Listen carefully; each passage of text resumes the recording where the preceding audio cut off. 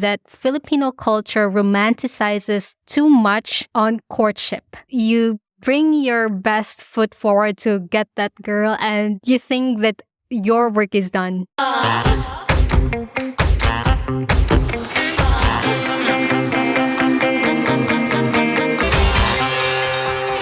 Hey Zesties! You're listening to the Gleeful Talkshow, where we share zesty stories to cultivate the happiness and hero within and out. On the show, we share about personal experiences, pop culture and societal impacts, and the occasional TV reviews discussing real-life situations and learnings. So if this is something you're interested in, then please keep on listening. So, what's the episode all about? As you can probably tell, Zesties, this episode is all about relationships and the person we are choosing to have a relationship with. We're also going to talk about the Filipino style of dating and the comparison with other cultures, as far as I know of, and past experiences and learnings from those experiences. And not necessarily my experiences, but the people I know of and the people I've learned from. And eventually, who would I choose? So, Zesties, you're in for a chit-chat, and I'm hoping that as we go along, you would learn and ponder upon these learnings that I'm sharing to you, and hoping that this will help you as well choose the right person for you. Zesties, our choice are usually depending on a lot of factors, right? Our choices now would be different 10 years back and 10 years later, right? And there are a lot of factors such as culture, upbringing, life experiences, etc. Don't worry too much about, really doing the right choice, because sometimes the choice was right at that time, but it might not be relevant to be choosing that person now, if you know what I mean. So since I'm older now, I have more life experiences, I was thinking to also share what I think and what were my learnings from back in the day, in hindsight. So Zesties, I noticed that you really liked season 4, episode 14. When was your last heartbreak episode? So I figured that, you guys might like for me to tackle more about relationship topics. And of course, it's February month, the love month. So it's quite timely for us to talk about love, right? And also Zesties, for if you guys are interested about Singles Inferno Season 2, a few episodes back, that talks about the cast and their representation in our life. So guys, let's get into it. Relationships and dating, etc. I noticed that in the Filipino culture, and I'm just going to say it based on my experience, it might be different for each and everyone who grew up in the Filipino culture, right? But what I notice in general is that Filipino culture romanticizes too much on courtship. What I mean is that it's quite emphasized that the guy would need to put his best foot forward to put a lot of effort in getting the girl. But nothing is emphasized on putting that much effort to keep the girl. Just saying. Just saying. I'm not going to be a double standard here. Let's do the other way. But the problem is it's because it's much more emphasized on the guy's side. So that's why I'm saying about that. So what do I mean by this? So in the Philippines, if a guy courts you, right? They would need to court everyone in your life. Basically, I mean, that's the premise of it. Or he is expected to put in a lot of effort, give you flowers, chocolates, bring your bag, bring everything. Basically, your slave. Just so that he can be your boyfriend, right? And by the minute that you say yes to that guy, for some reason, that effort fades away. I don't know about you. Is it just me or I don't know, but that's the pattern I'm finding in a lot of relationships back then.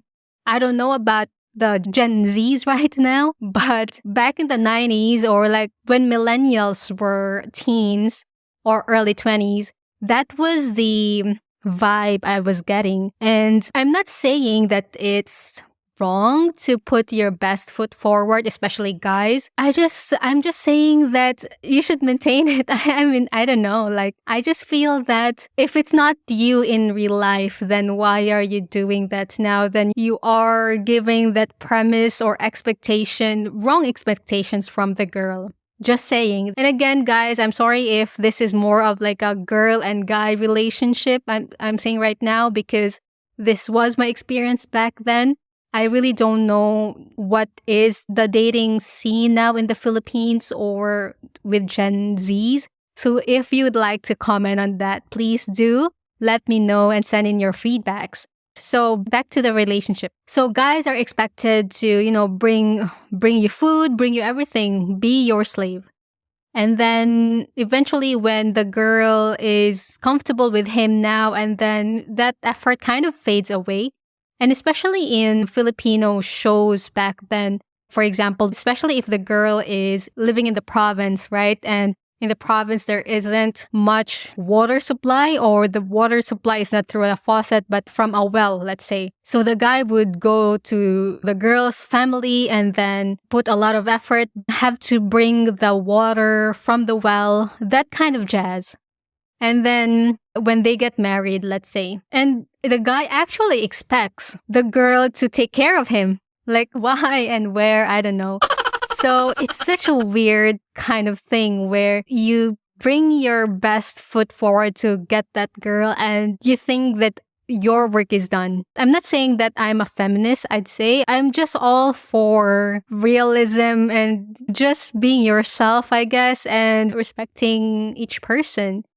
And with that, the courtship, it's like it's a mask. And I feel that, I'm not saying that it's wrong to have a courtship stage, but it's too extreme in a sense that you're actually saying yes to a person that you actually don't know in the first place because it's actually just his best foot forward. But in reality, he isn't like that, The reason why I have so strong reaction to this is because that was what I was seeing back then. Like, even myself, I would go for the guy who puts in a lot of effort because I would think that this guy really likes me, right? This guy really likes me because he is putting a lot of effort. Whereas if there's another guy who doesn't put in that much effort, I would tend to discount it as well. Like, oh, this guy doesn't put in a lot of effort, then he will not put a lot of effort on the relationship when we get into the relationship. But this isn't always the case. That's why I kind of think that although courtship is also good, I mean, it depends on the person, right? But I feel like it's not necessary. And back then actually, people would ridicule you if there's no courtship stage. So people would say, oh, you're such an easy girl because you just said yes to the guy after 3 weeks of courtship. It needs to be like 3 months, That was how it was back then. I don't know right now, but that's what I'm finding before. Not even for myself, but, other people's experiences. But in hindsight, does the courtship stage really matter? Does the length of the courtship stage really that important? Or the relationship stage, right? So that's something to ponder on.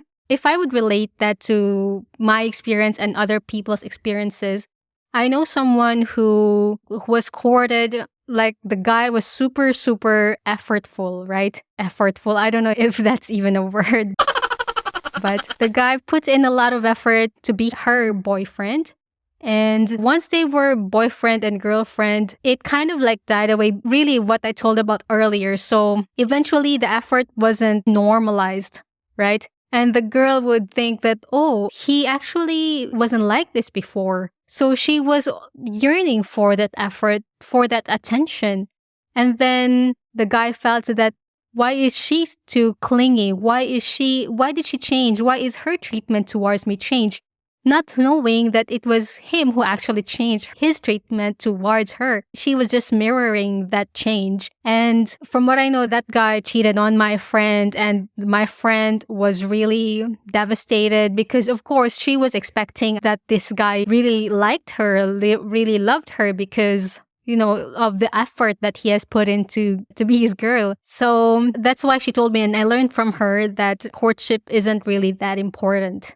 And to segue to my own personal experience, I also had that similar experience wherein I would choose a guy who had a lot of effort. So let's say there were 4 guys courting me, let's say, and all of them, would have that courtship stage. And then the person who provides a lot of effort in taking me out to dinners, giving me gifts, etc. Of course, that's the person who caught my attention more and whom I think would take care more of me. And back then I was foolish, not really foolish, but back then I didn't thought about him differently. I had lesser life experiences, I'd say. So of course I went for that person. And eventually, again, it still ended up the same. So what I'm saying is I feel that courtship isn't really the determination of how long or the length and the quality of a relationship. Unfortunately, that is the one that's being emphasized in Filipino culture back then. I don't know about it now. And with my husband right now, he's not Filipino. And we didn't really have that courtship stage, I think. I don't know. Was there a courtship stage? But it's not like super effort, although he did some effort, but not like the Filipino way or, the expectation that he has to carry my bags for me. He has to be this type of knight in shining armor type of person just for me to choose him. I realized that it's better to see that person early on how their normal behavior should be rather than seeing the effort that they put on to get you to be their girl. So I guess that's the difference between dating a non-Filipino person. And I'm not saying that you should just date a non-Filipino person, right?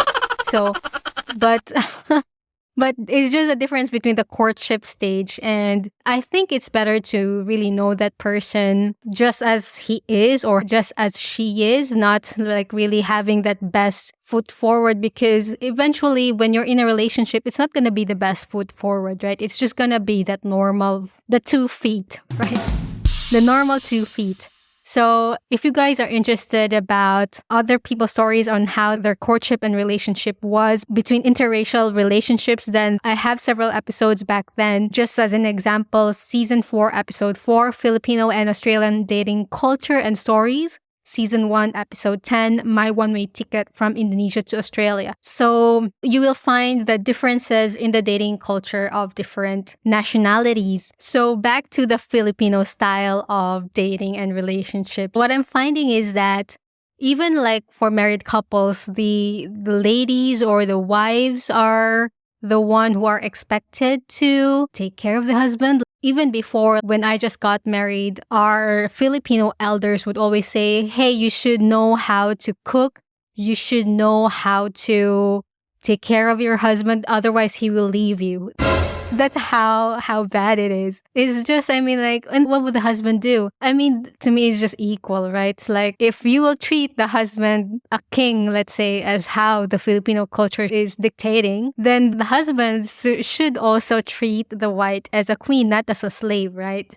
So, and again, I'm not a feminist, but I'm just more on equality and respect towards each other. Another thing that I've noticed. So because the guy is showing his best foot forward, when the lady chose that guy, then she sees a different side of him. And eventually you are getting into a relationship that is not actually the one that you signed up for in the first place, if you know what I mean. So I'm just generalizing this, but there are specific instances that I've noticed this one, but I'm just not saying the name of the person just to protect their privacy.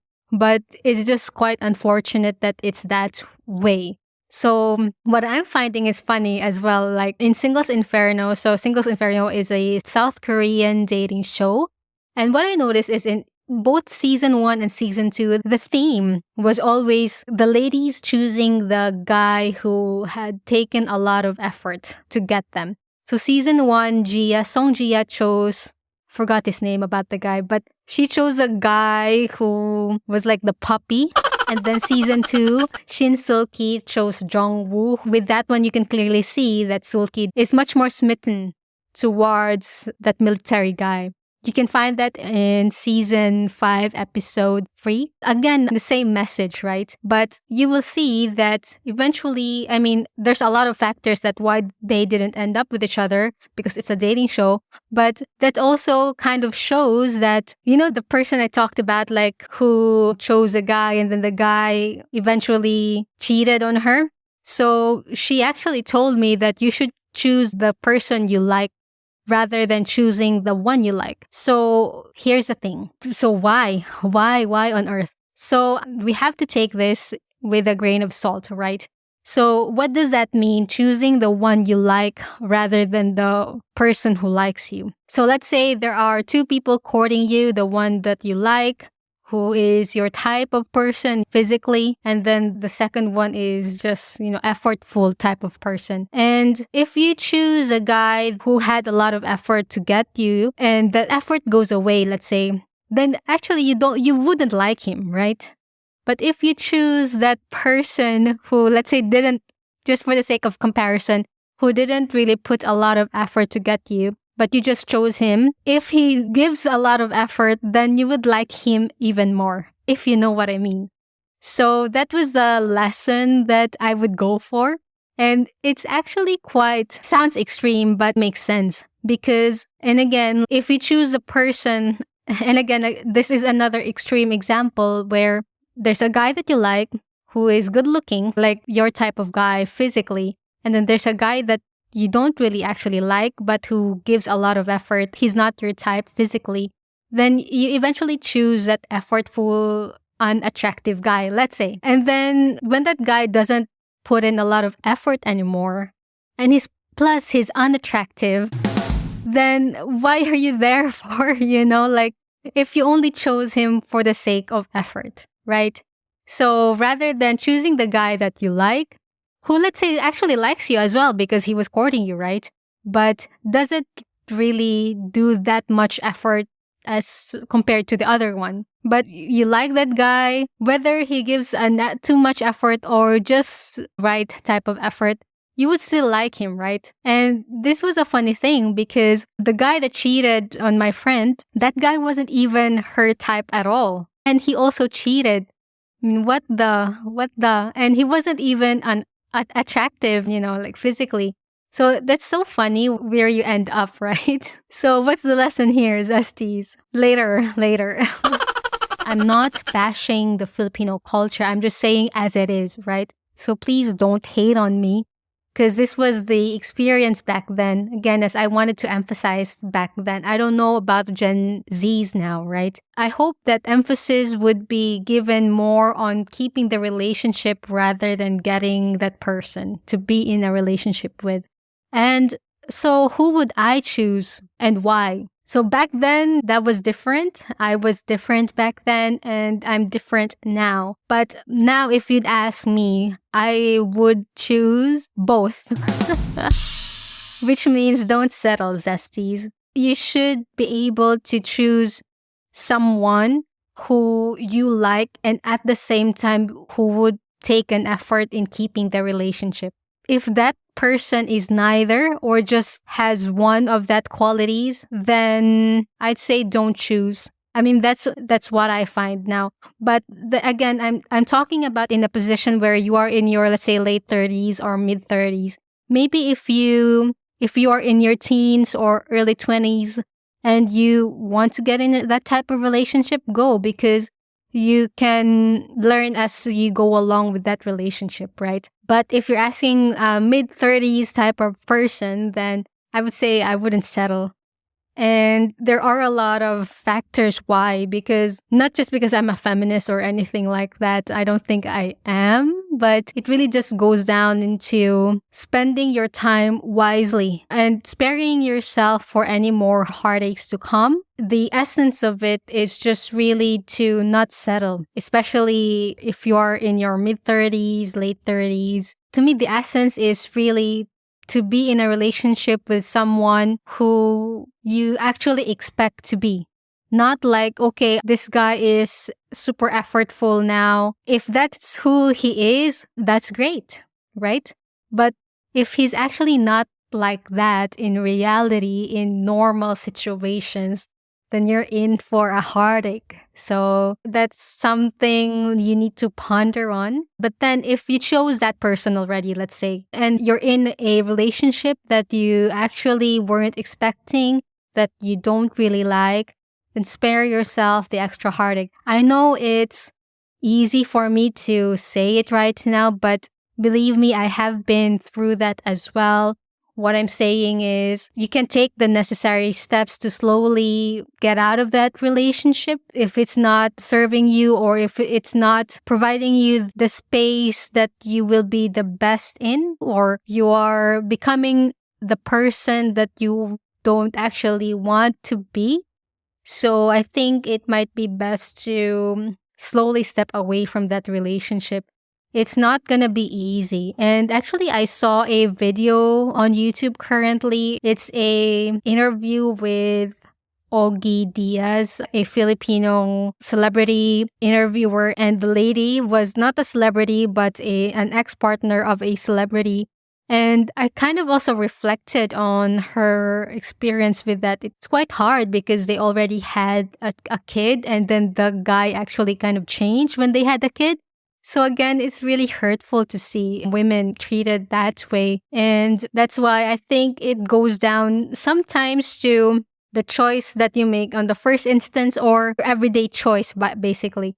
It all boils down to your everyday choice. So for example, if you're already in that relationship and you realize that this person isn't for you, I would say to be strong and slowly step out of that relationship. I mean, there are a lot of factors that you have to consider, but I feel like the eventual choice would be that choice. And you would say that, oh, it's easy for me to say step out of that relationship. But trust me, I have been there, done that too. So everyone has their own journey and has their own choices. The right and wrong choice sometimes would only show at the end of the day. So I hope, Zesties, that this episode has been insightful and has been helpful for you. If you're struggling in your current relationships right now, it's time to evaluate. And even if you, let's say you chose the wrong one, Zesties, that's okay. That's how we learn. That's life. What we can do is actually the choice moving forward, not the backwards type of choice. So I hope this has been insightful and helpful for you guys. If you like this episode, please rate, subscribe, and share this podcast. The more the merrier. If you'd like to support the show even more, you can give me a cup of coffee or two. Just head down to the episode notes to find out how. So before we end this episode, again, Zesties, reflect on your current relationships, reflect on your life, but don't go back. Move forward. Who will you choose and why would you choose that person? If you want to choose yourself, that's perfectly great. So take steps in finding yourself, in choosing yourself, and all the best. Let's continue the conversation on the comments section on our socials, or you could send a voice memo to gleefultalkshow@gmail.com and send it under a minute, and I might share that in future episodes. Thank you, Zesties, and take care.